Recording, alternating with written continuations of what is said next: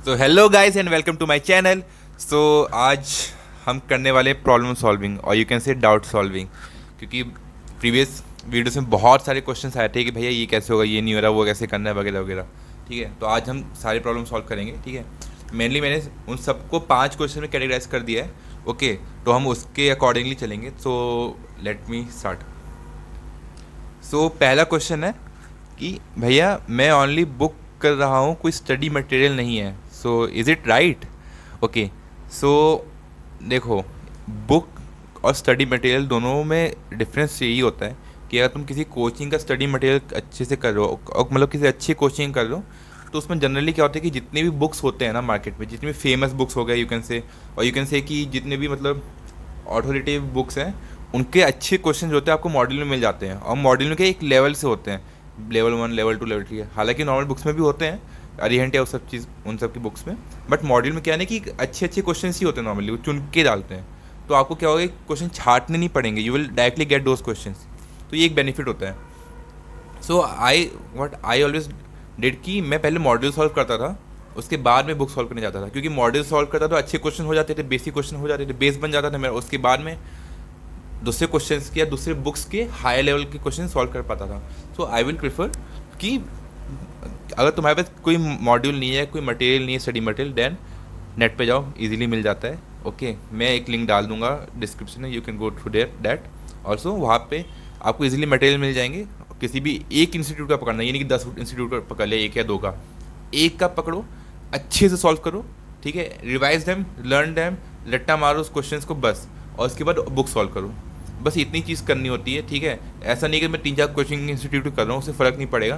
ठीक है, एक ही कोचिंग इंस्टीट्यूट करो और अच्छे से करो। Okay, so moving to our next question. So भैया can you please tell me how to manage all the 3 subject and to which subject should we give more time initially in the starting days. मतलब starting में जब +1 start करते हैं पढ़ना, तो हम किसको कितना ज़्यादा टाइम देना चाहिए और तीनों सब्जेक्ट को मैनेज कैसे करना है। It's a very good question और सबको ही आता है। सो देखो, मेरा क्या था ना कि मेरे सर ने बोला था कि आपकी मैथ्स जितनी ज़्यादा स्ट्रांग होगी ना, आपके बाकी सब्जेक्ट भी स्ट्रांग होने के उतने ही ज़्यादा चांसेस होंगे। रिवर्स इज़ नॉट ट्रू, लेकिन ये ट्रू होता है कि अगर मैथ्स स्ट्रांग है तो बाकी सब्जेक्ट भी स्ट्रांग होने के चांसेस ज़्यादा होते हैं। Why I am saying this, because जब हम मैथ सॉल्व करते हो ना, तो आप अपनी बहुत सारे स्किल्स पे काम कर रहे होते हो। फॉर एग्जांपल, आपको फॉर्मूला याद करने होते हैं, सो आपकी मेमोरी पावर स्ट्रांग होनी चाहिए। फर्स्ट थिंग, मैथ्स में ऑब्जर्वेशन स्किल अच्छी होनी चाहिए कि इसमें क्या हो सकता है, क्या लग सकता है, क्या इसमें ऐड करूँ, सब्ट्रैक्ट करूँ, क्या नया इसमें एलिमेंट लेके आऊँ वगैरह वगैरह। तो आपकी ऑब्जर्वेशन स्किल होती है उसमें। ठीक है, आपकी एनालिटिकल थिंकिंग, ठीक है, लॉजिकल थिंकिंग, एवरीथिंग जो है उसको ना एनहेंस होती है। और लॉजिकल थिंकिंग काम कहाँ पे आती है? ऑर्गेनिक में काम आती है। मेमोरी पावर कहाँ पे काम आती है? इनऑर्गेनिक में काम आती है। ठीक है, एनालिटिक थिंकिंग, ऑब्जर्विंग पावर कहाँ पे काम आती है? फिजिक्स में काम आती है। सो मैथ्स अगर तुम अच्छे से कर रहे हो ना, तो मैथ्स आपका लगभग ब्रेन को इतना स्ट्रांग बना देगी कि आप फिजिक्स केमिस्ट्री ईजिली कर सकते हो। सो व्हाट आई डिड कि आई फोकस ऑन मैथ्स, ठीक है, इन +1 टू मच, लेकिन मैं बाकी को इग्नोर नहीं किया था। ऑब्वियसली बात है, आई ऑलवेज फोकस कि मतलब मैथ्स मेरा सबसे अच्छा हो। ऑल्दो उतना अच्छा हो नहीं पाया था, मतलब उतना स्ट्रांग नहीं हो पाया था। एट दी एंड मेरे को मालूम पड़ा कि मैं physics chemistry is much better than maths, but मैंने मैथ्स पे हमेशा फोकस किया था। अगर मैं मैथ्स पे फोकस नहीं करता तो मतलब आई डोंट थिंक कि मेरी फिजिक्स और केमिस्ट्री उतनी अच्छी हो पाती। तो हम +1 में हम मैथ्स पे ज़्यादा फोकस कर सकते हैं, उसके बाद हम फिजिक्स या केमिस्ट्री पे फोकस करेंगे। ठीक है, पहले मैथ्स आ गया and then chemistry and then physics. Why I am saying this, because chemistry क्या है ना, आपको एक प्लस पॉइंट देता है जेई में।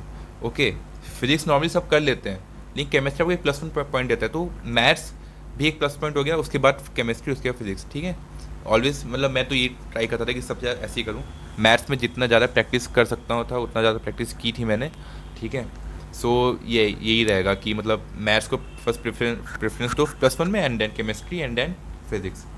एंड रही बात मैनेज करने की कि how we can manage those 3 subject. Okay, so what I did कि पहले तो मैं ये क्या करता, सिंपल से कि क्लास में जो जो पढ़ाया गया है, ठीक है, घर पे आके उसको रिवाइज तो करता ही करता था। वो तो एक बेसिक फंडामेंटल थिंग था जो कि मेरे को करना ही होता था और मैं करता भी था। इसके अलावा क्या कर रहा था मैं कि उसके बाद मेरे को जो लगता था कि ये टॉपिक छूट रहा है या इस पर प्रैक्टिस करने की ज़रूरत है, तो मैं लिख लेता था। ठीक है, कि इस पे मेरे को प्रैक्टिस करना है, इस पे ये करना है वगैरह वगैरह।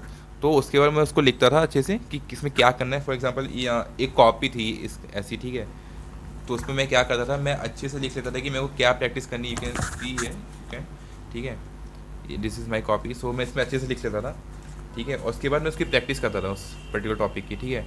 रिवीजन इज़ मस्ट, उसके बाद जो होमवर्क मिला है वो करता था, ठीक है। ऐसे ही होता है यार, जैसे टीचर बोलते रहते हैं ना, वो ही करते रहोगे तो तीनों सब्जेक्ट अपने आप मतलब फॉलो वो हो ही जाते हैं, उसकी प्रॉब्लम नहीं आती है हमेशा, मतलब जैसे टीचर बोले बस वैसा करते जाओ, अपने आप से चीज़ें मैनेज।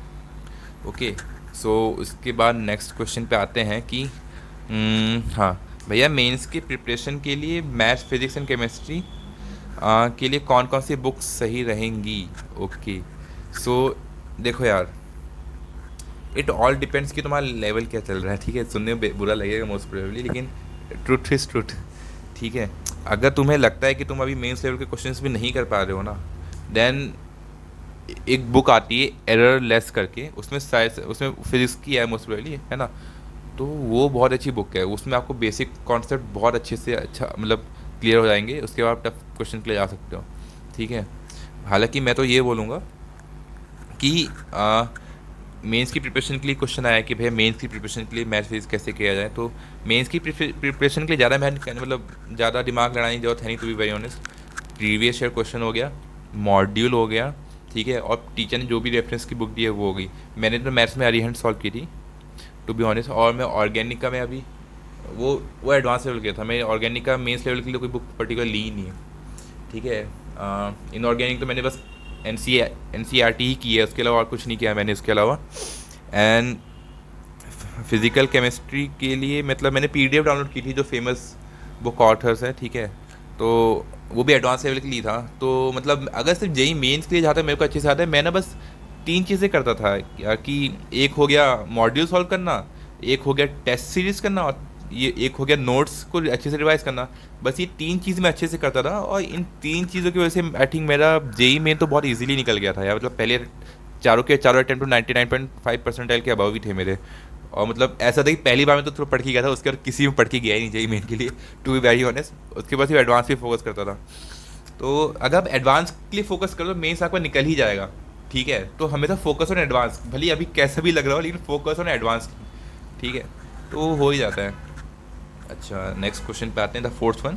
ओके, कि भैया क्या 2 साल सफिशिएंट है 1500 to 1000 के अंदर रैंक लाने के लिए। भाई 2 साल सफिशिएंट है 500 के अंदर रैंक लाने के लिए, ठीक है। Under 500 you can easily get that rank also.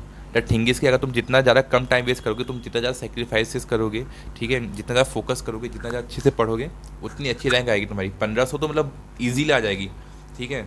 मेरे केस में क्या था कि मैं प्लस वन में लगभग वेस्ट चला गया था, इसीलिए मतलब मेरी उतनी अच्छी रैंक नहीं आ पाई।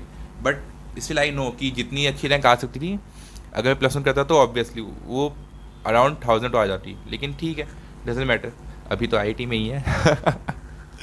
ओके, ठीक है। तो ओके, तो लास्ट क्वेश्चन जो कि सबका आता है कि भाई टाइम मैनेज कैसे किया जाए, और ये बहुत क्रूशियल पार्ट होता है, ठीक है, किसी भी स्टूडेंट लाइफ का। तो टाइम मैनेज करने के लिए ना यार एक रामबाण तरीका बताता हूँ मैं, ठीक है। मैंने कहीं मेरे सर ने बोला था कि एक टॉपर और एक लूज़र बोलूँ, या मतलब जो टॉप नहीं कर पाया, एक अच्छे मार्क्स नहीं लेके आ पा रहा, उसमें क्या फ़र्क है।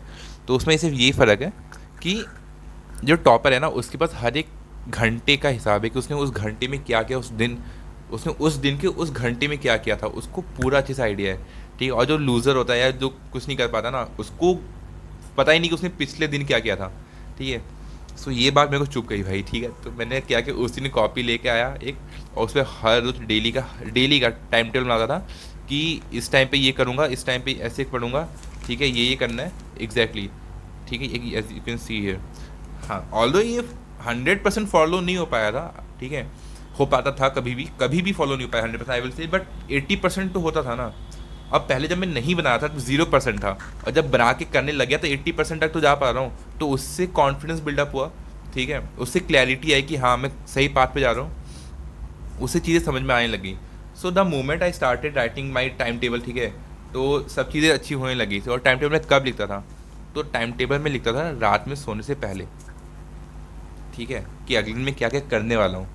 उससे 2 चीज़ होती थी, एक तो था सबकॉन्शियस माइंड में वो चीज़ फिट हो जाती थी, तो जब सो गए ना, देखिए यार सबकॉन्शियस माइंड ऐसे ही काम करता है यार सोने को मोस्टली। तो सोने से पहले क्या क्या आप इमेजिन करोगे कल क्या क्या करना है, तो आपको सब काम करने में आसानी होती है।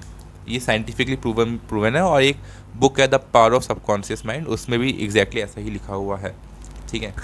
सो एक तो ये हो गया। दूसरा ये कि आप रात में सोने से पहले कर लोगे तो आपको नेक्स्ट डे ज़्यादा टेंशन नहीं लेना पड़ेगा, ठीक है, ज़्यादा स्ट्रेस नहीं होगा कि आज क्या करना है क्या करना है, आपको पहले से क्लैरिटी होगी। सो इसलिए मैं हमेशा एक दिन पहले सोने से पहले ये चीज़ लिख लेता था, और रात में सोने से पहले देख भी लेता था कि आज जो जो मैंने लिखा था कितना कंप्लीट हुआ है, और जो कंप्लीट नहीं हुआ उसको मैं नेक्स्ट डे पे शिफ्ट कर देता था, ठीक है। So it is very important कि आप एक बार कंटेम्पलेट करो कि आपने जो सोचा था वो हुआ भी है कि नहीं हुआ है, ठीक है। So these are the things, ठीक है, which I did in my JEE time, in my JEE journey, and I hope कि आपको भी इसमें से बहुत कुछ सीखने को मिलेगा, ठीक है। And so thank you for watching this video, bye.